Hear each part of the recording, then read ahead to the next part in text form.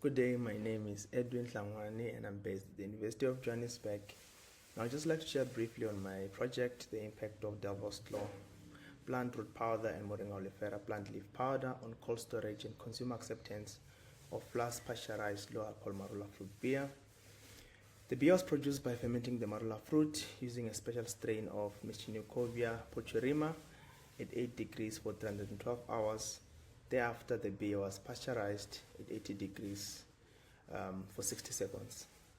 The beer was then stored at 4 degrees for a period of 21 days, and it was assessed for spoilage as well as any changes in the physicochemical properties, and finally, the consumer acceptance.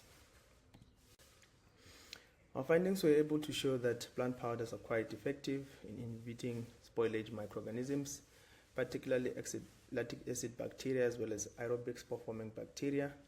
For aerobic spore-forming bacteria, there was no growth observed for the storage period. However, for the lactic acid bacteria, spoilage was observed at day 14 throughout the rest of the storage period. However, these counts were quite low and the beer was still considered safe for consumption. In terms of yeast and molds, there were no molds that were observed within our beer. However, we did observe some yeast from day 14 throughout the rest of the storage period.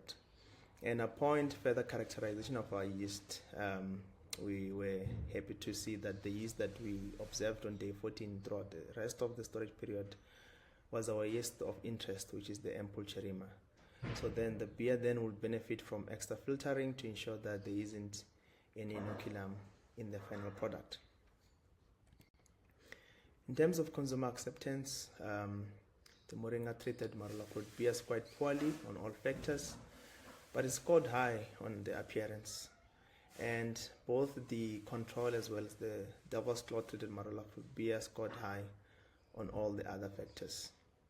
So in terms of preferences, the consumers preferred the Devil's Claw treated Marula fruit beer or the control, but they did not favor the Moringa oleifera treated one.